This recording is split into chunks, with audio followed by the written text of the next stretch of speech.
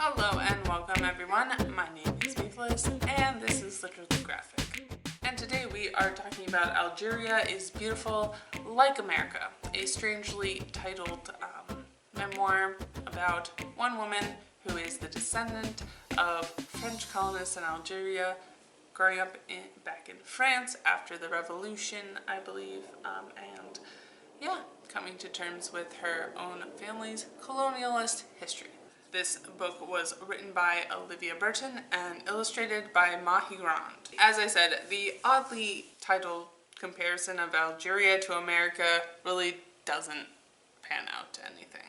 Looking even beyond Goodreads for opinions to react to, for reviews, my perhaps hottest take on this work is that I really didn't care for the art that much, which a lot of people really loved it, but this is definitely one of my personal taste issues, is that I really just do not like grayscale shading and stuff that is not like hatching, inking, or watercolor. Black and white watercolor that gets into a grayscale, that's obviously watercolor, I have appreciated before, but it's just, I don't like necessarily using colors as shading either that much, but yes, grayscale, least favorite.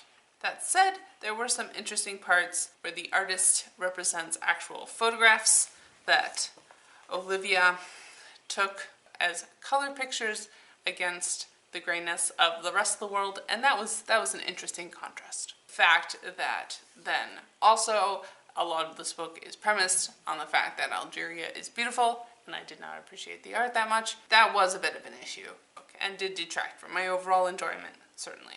Moving along, the narrative portion of this book, as you may have guessed by my lack of enthusiasm so far, came away with some pretty mixed feelings. It was a pretty interesting read for me at this particular moment in time, but it definitely feels like the start of a conversation rather than anything definitive in and of itself. Although some of this is to blame on the fact that I don't know that much about Algeria. As the descendant of white colonizers of a few different eras, starting with like Vikings, Norman Conquest, America.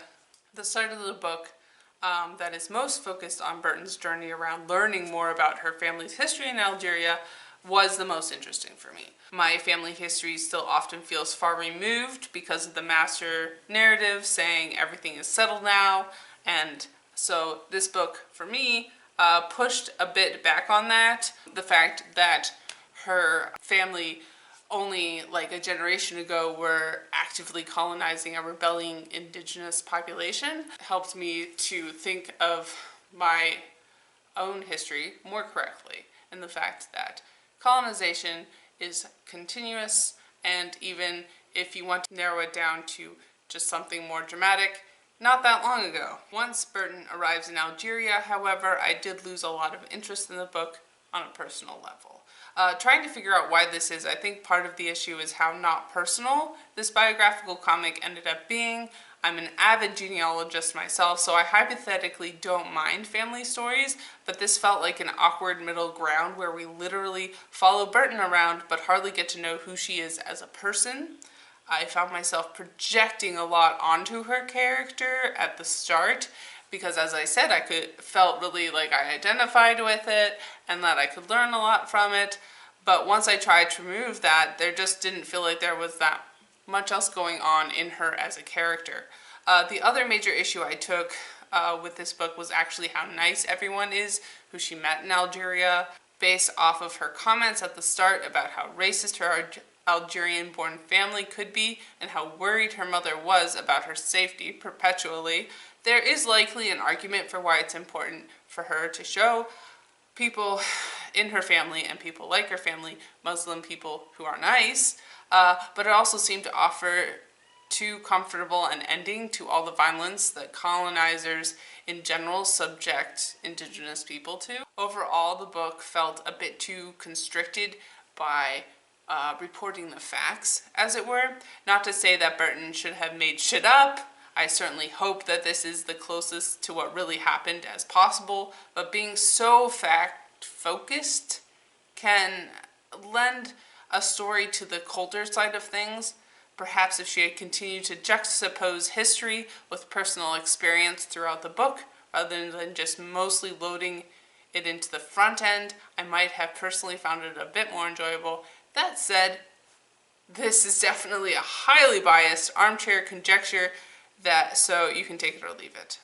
As I said at the beginning, I am pretty glad that I read it at this particular point in time because of what it said to me as a person. Plus, my ears now prick up every time I hear anyone mention Algeria, because I have that more of a connection with the country. I think shortly after finishing this book, the French president, Macron, is actually now trying to make friends with Algeria because of how trade is changing so much internationally.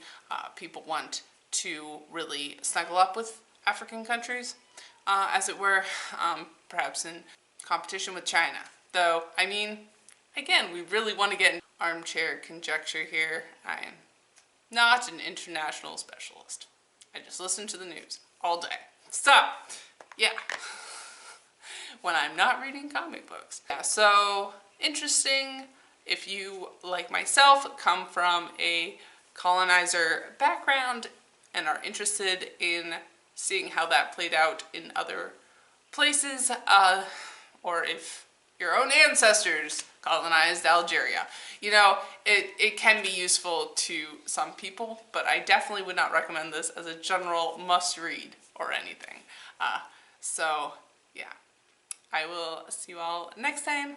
Bye. And as always, Literally Graphic is recorded on the traditional territory of the Mississaugas of the Credit First Nation and Anishinaabe people, the Haudenosaunee Confederacy, and the Huron-Wendat Nation. I live here because of British colonization, Indigenous genocide, and more geographically specific, Treaty 13, also known as the Toronto Purchase, which was finalized in 1805 between representatives of the Crown and certain Mississauga peoples. This treaty was a lie and has since been broken many times over. Saying so reflects only my own small steps towards knowing the truth and does nothing for reconciliation.